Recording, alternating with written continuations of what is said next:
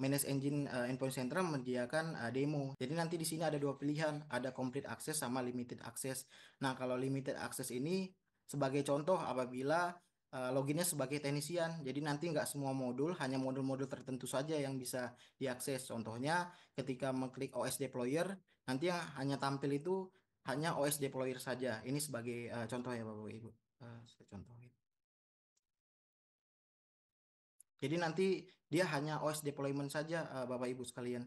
Jadi berdasarkan rule kalau yang teknisian. Nah, kalau yang untuk version complete-nya bisa memakai yang teknisian login.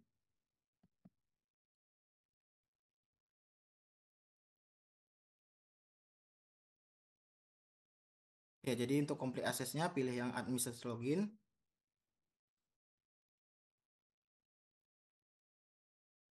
Nah, nanti di sini kita akan ditampilkan demo dari endpointcentralplus.com dengan dummy data. Jadi ini akan memudahkan Bapak Ibu sekalian untuk ngasih gambaran gimana sih endpoint central kepada para customer. Jadi di sini nanti ada beberapa modul. Jadi di sini ada home sebagai dashboardnya. Lalu ada configuration, ini sebagai untuk pengaturan configuration. Lalu ada treat dan page. Nah, ini untuk uh, patch dan vulnerability detection. Lalu di sini ada software deployment, ini lebih untuk ke deployment. Lalu di sini ada inventory, jadi untuk setiap list inventory bisa dilihat di sini. Lalu di sini ada agent. Jadi nanti untuk pengaturan agent ada di menu ini. Lalu ada OS deployment. Jadi ini untuk membuat OS image, lalu ada MDM di sini untuk pembuatan atau enrollment mobile device, lalu ada tools, kita ada juga beberapa tools, lalu ini admin untuk konfigurasi keseluruhan dari endpoint central, lalu ada browser di mana ini lebih modul untuk pengaturan browser security plus. Lalu ada application control. Nah, kalau ini untuk lebih ke modul untuk blacklist dan whitelist dari application.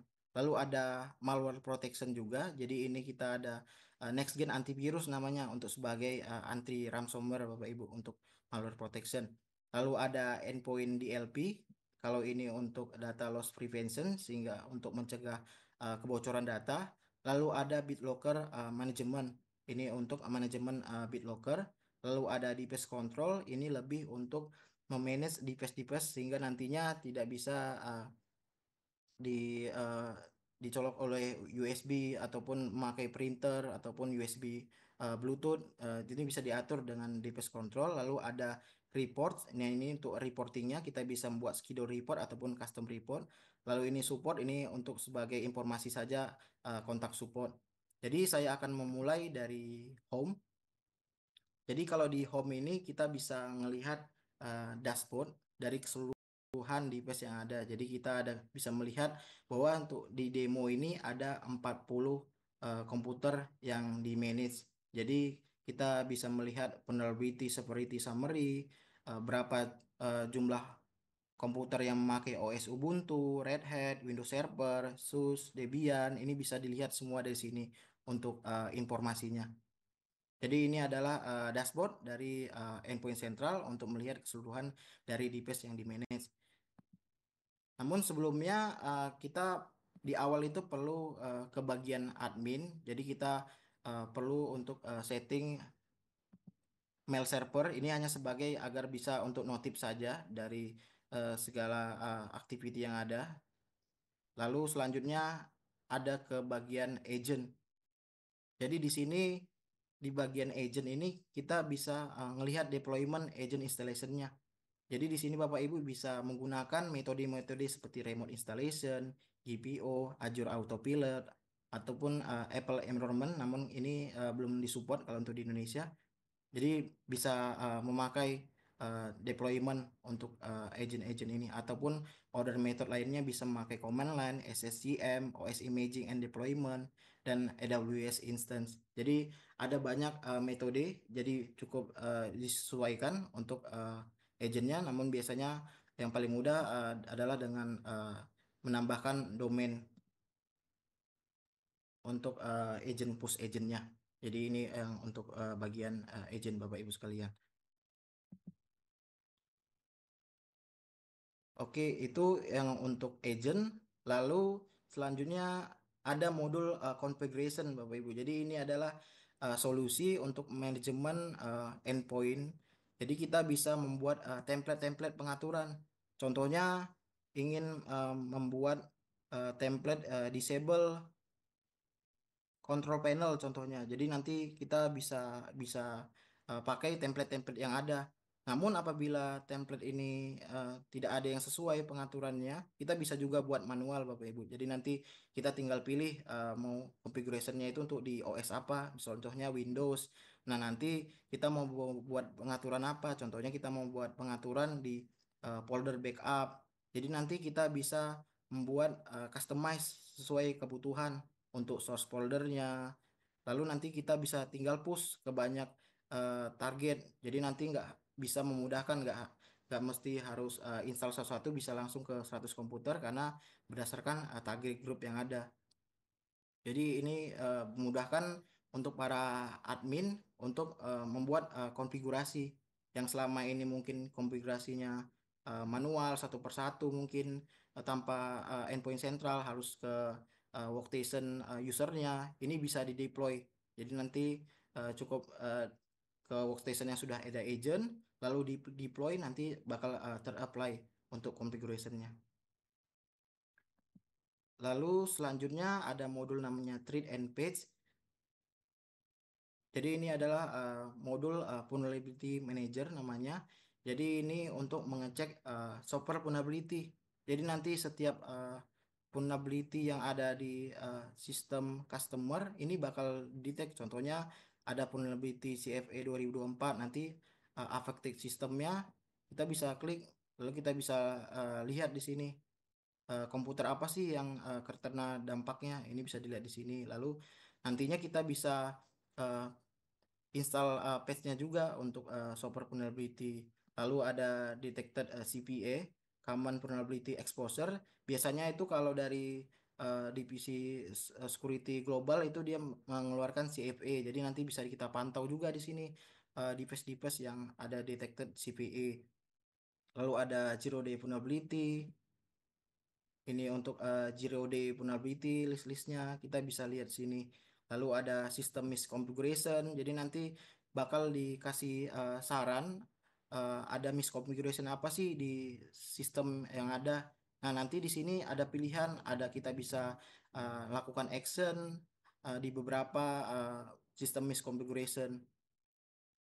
Lalu ada high risk software, mungkin ada software-software yang mau expired, ini bisa dipantau di sini. Jadi ini memang lebih ke vulnerability sih Bapak Ibu sekalian untuk solusinya kalau yang ini. Solusi dari security endpoint central. Lalu ada patch. Jadi kalau misalnya ada terdeteksi vulnerability, kita bisa melakukan patch. Jadi di sini kita bisa melihat missing page ataupun installed page ataupun applicable page. Ini bisa dilihat di sini Bapak Ibu.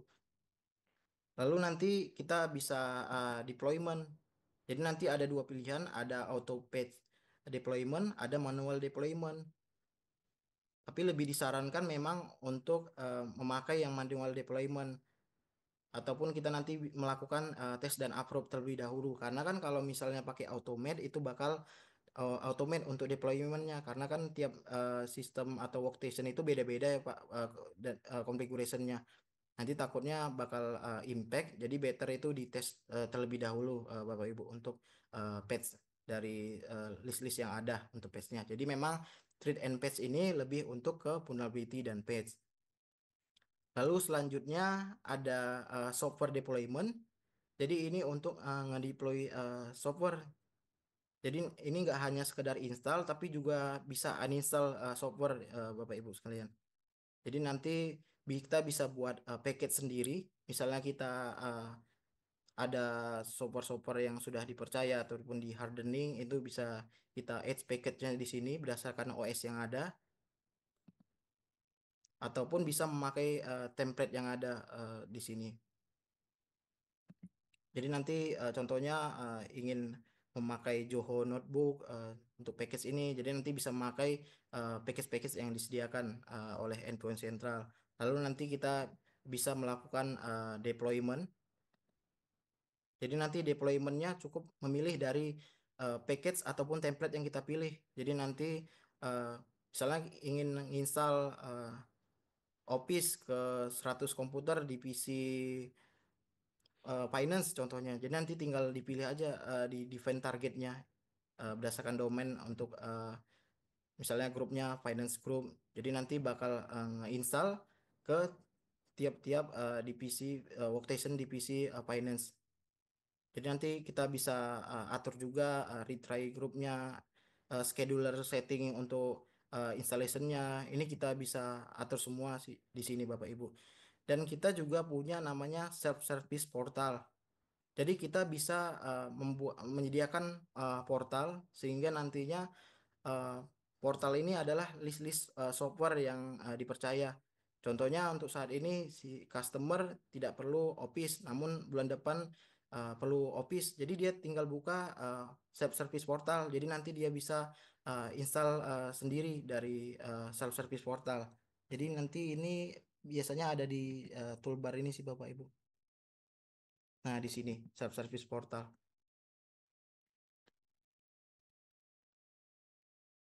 Ya, jadi nanti biasanya eh, software-software yang atau aplikasi yang diizinkan oleh company-nya ini bakal ada di sini listnya. Jadi nanti bisa diinstal sendiri oleh user menyesuaikan dari kebutuhan si user.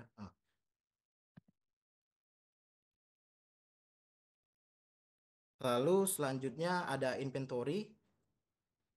Jadi setiap workstation server yang sudah diinstal agent ini kita bisa lihat detailnya di inventory Bapak Ibu sekalian. Jadi kita bisa view berdasarkan komputer, hardware, software. Jadi kita bisa lihat di sini. Contohnya ini saya kasih contoh berdasarkan dari komputer. Misalnya si Florina, ini komputer name-nya. Kalau kita klik, kita bisa lihat Bapak Ibu summary detail dari workstation-nya, dari IP-nya, dari sisi sistem, ada user apa aja, ada grup apa saja, lalu ada driver apa saja dan file apa saja yang di-share. Ini bisa kita lihat di sini. Bahkan sampai ke hardware yang connect seperti keyboard itu juga bisa dilihat di sini. Dan printer-printer juga bisa dilihat di sini. Software yang diinstal, sertifikat, file details. Jadi di inventory ini lebih rinci nanti untuk informasi dari setiap workstation yang sudah diinstal agent.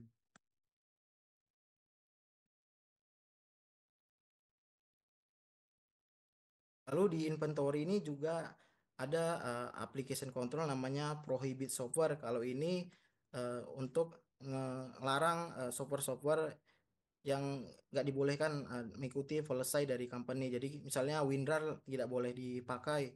Ini kita bisa buat prohibit softwarenya di sini. Jadi kita bisa tambahkan. Lalu kita bisa juga buat policy untuk uninstall. Misalnya di workstation existing itu ada WinRAR. Kita juga bisa buat policy uninstall sehingga setelah policy ini dijalankan nantinya akan auto uninstall. Ya, jadi untuk di inventory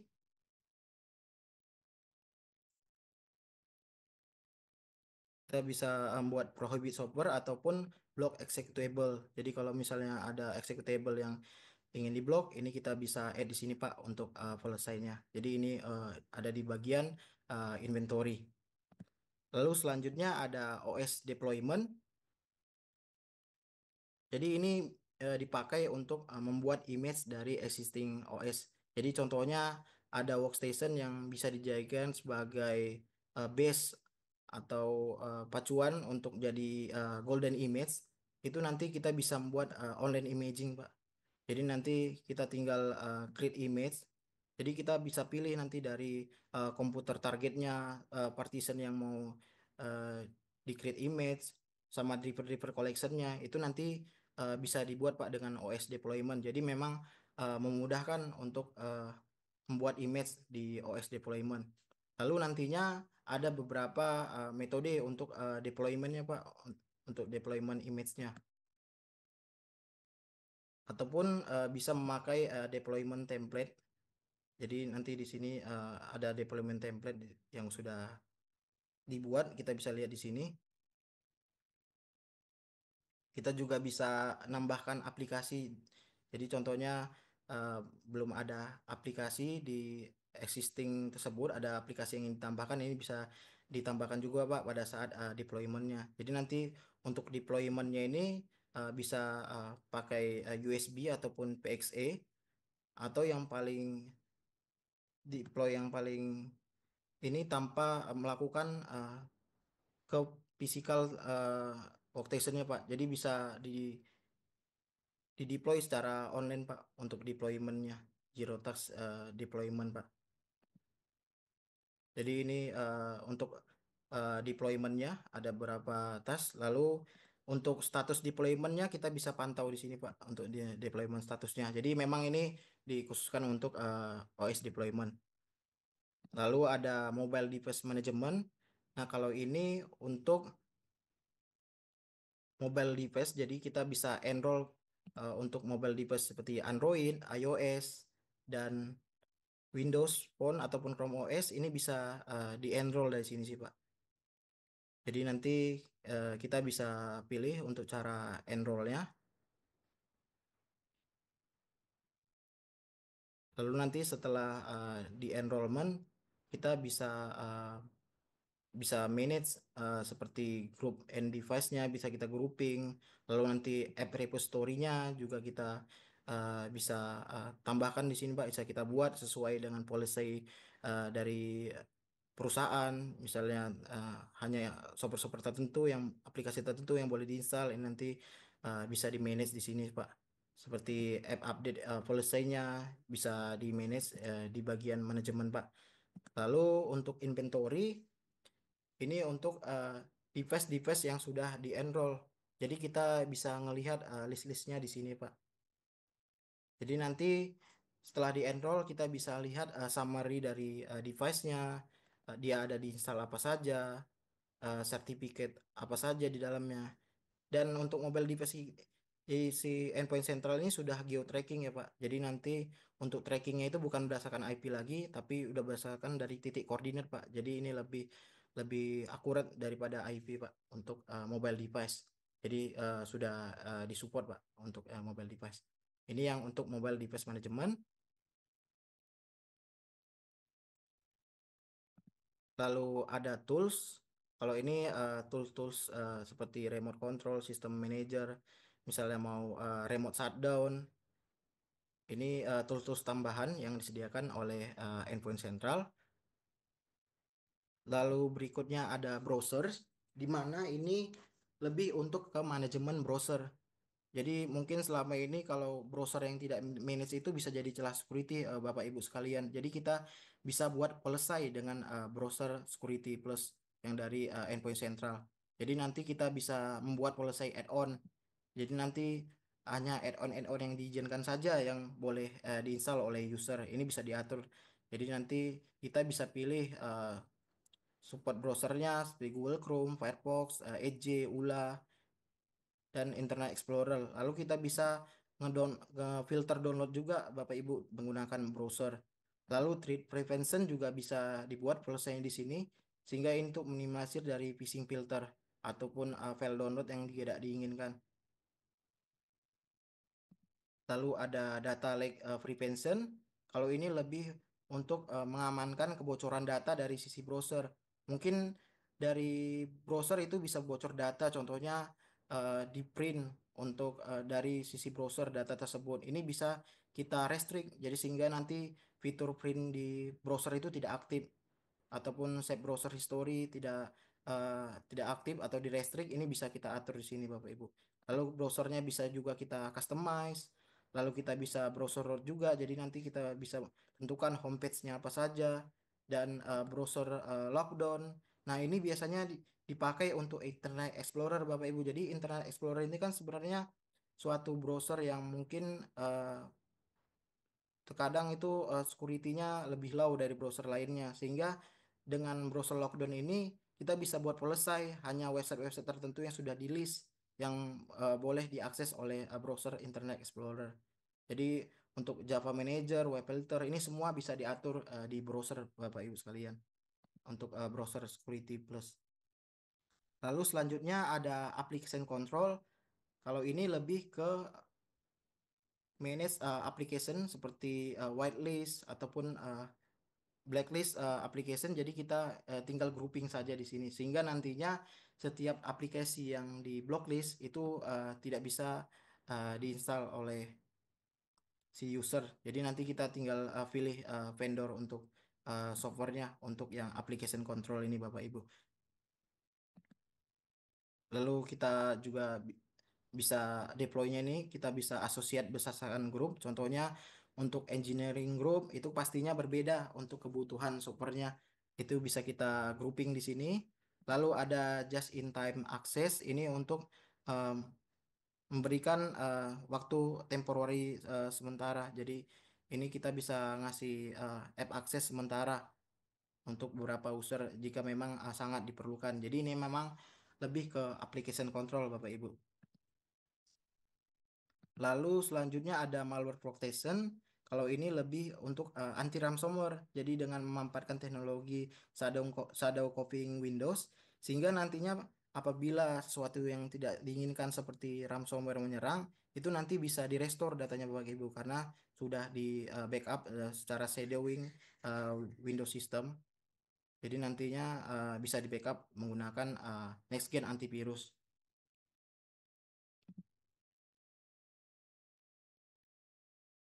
Lalu selanjutnya ada BitLocker Management. Jadi kalau ini lebih ke pengaturan BitLocker. Jadi nanti kita bisa membuat policy untuk pembuatan BitLockernya. Lalu nanti untuk recovery key-nya kita bisa cari di sini untuk recovery key identifier-nya. Jadi ini untuk memanage BitLocker. Lalu selanjutnya ada device control. Kalau tadi application control lebih untuk ke aplikasi, kalau device control ini lebih ke device-device ke seperti USB, printer ataupun Bluetooth. Ini bisa kita atur polisinya di sini, Bapak Ibu sekalian. Jadi kita bisa buat policy creation di sini, kita tinggal pilih OS-nya, lalu kita bisa sesuaikan dengan kebutuhan. Jadi nanti bisa sesuaikan apakah USB di allow, contohnya USB di block, ataupun CD-ROM di allow ini bisa ditentukan di sini. Jadi nanti dari tiap pengaturan ini ada sub pengaturan lainnya bisa disesuaikan. Ataupun nanti kita bisa izinkan sesuai dengan trusted device. Jadi trusted device ini ada device-device yang dipercaya oleh eh, company sehingga nantinya hanya device ini aja yang dibolehkan. Ini bisa kita list di sini Bapak Ibu. Bisa kita tambahkan salah satu fitur dari device control. Lalu nanti kita tinggal deploy polisinya ke grup-grup workstation yang ada. Dan kita juga ada fitur temporary access. Jadi nanti misalnya ada vendor yang memang dia sangat membutuhkan flash disk contohnya di hari Jumat dia akan visit. Ini kita bisa buat jadi dia hanya akses di hari Jumat saja dengan jam tertentu misalnya dari jam 9 pagi sampai jam 2 siang sesuai kebutuhan. Jadi nanti setelah jam tersebut dia tidak bisa memakai flash disk di eh, device-device company yang sudah di manage oleh endpoint central. Jadi memang ini adalah solusi untuk memanage device-device sehingga mencegah kebocoran data juga. Lalu selanjutnya ada endpoint DLP. Jadi ini adalah data loss prevention. Jadi ini untuk untuk mencegah dari kebocoran data. Jadi pertama-tama kita perlu membuat namanya data classification. Jadi kita uh, buat base untuk sebagai acuan bisa memakai regis pattern, keyword matching ataupun document matching ataupun file extension.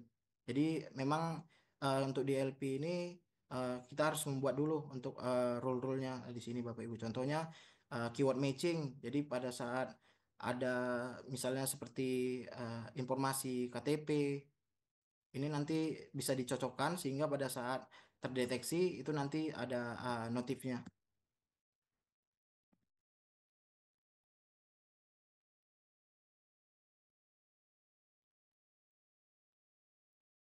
Jadi nanti di deploymentnya ini kita bisa atur Bapak Ibu untuk deploymentnya. Jadi kita pilih rules atau acuan base yang sudah kita buat. Lalu nanti di sini kita tinggal atur sesuai kebutuhan file aksesnya ini audit only, uh, apakah boleh di screen capture, uh, kita bisa monitoring untuk anti pencegahan dari email client seperti Outlook ataupun paid upload. Ini bisa kita audit di sini Bapak Ibu. Jadi nantinya kita bisa melihat insight di sini untuk setiap sensitif email yang ada. Contohnya ini sensitif file audit. Jadi ini adalah contoh dari file yang diaudit yang merupakan data penting. Jadi nanti bakal dilihat di sini Bapak Ibu untuk ininya. Atau mungkin si user itu merasa ini bukan file yang penting banget. Ini juga bisa nanti diajukan ke tim admin seperti di kontak bahwasanya ini bukan file penting. Jadi nanti tim admin bisa ngechecking benar nggak ini file admin. Jadi dicek dulu kalau misalnya eh, memang bukan itu bisa di approve nanti sehingga nantinya bisa diakses file tersebut. Jadi ini benar-benar untuk mencegah kebocoran data Bapak Ibu sekalian. Lalu selanjutnya yang terakhir ada report. Jadi ini untuk reporting. Jadi untuk reporting ini kita bisa membuat custom report Bapak Ibu. Jadi nanti kita bisa buat new custom report. Nanti kita bisa pilih berdasarkan hardware, software, ataupun komputer. Lalu kita nanti tinggal pilih list-listnya menyesuaikan. Jadi kolom-kolom ini adalah kolom yang akan diinformasikan ke report nanti ataupun bisa memakai query report. Jadi nanti bisa nge-query juga untuk reportingnya. Jadi ini ada beberapa contoh-contoh formula untuk query-nya. Lalu ada schedule report juga. Jadi untuk reportnya ini bisa di scheduling Bapak Ibu sekalian. Jadi nanti bisa dikirim dalam bentuk PDF, lalu nanti dikirim ke email. Jadi ini adalah report untuk endpoint sentral ataupun kita bisa memakai reporting di sini. Jadi nanti setiap user report ini kita bisa buat report dari setiap user yang akun yang ada, password yang expired ataupun komputer report ini kita bisa buat di sini. Jadi uh, bisa disesuaikan dengan kebutuhan untuk reportingnya. Lalu yang terakhir di sini ada admin. Nah, kalau admin ini untuk pengaturan global dari keseluruhan. Jadi di sini seperti integration, ada di sini database setting, security and privacy seperti SSL. Di sini ada pengaturan semua. Dan untuk pengaturan user account untuk endpoint sentral, ini ada di admin juga. Jadi nanti di user ini kita bisa add user. Jadi add usernya itu bisa menggunakan Active Directory ataupun local authentication untuk usernya. Jadi semua pengaturan global ini ataupun rebranding misalnya kita ingin ganti logo, ini semua ada di bagian admin.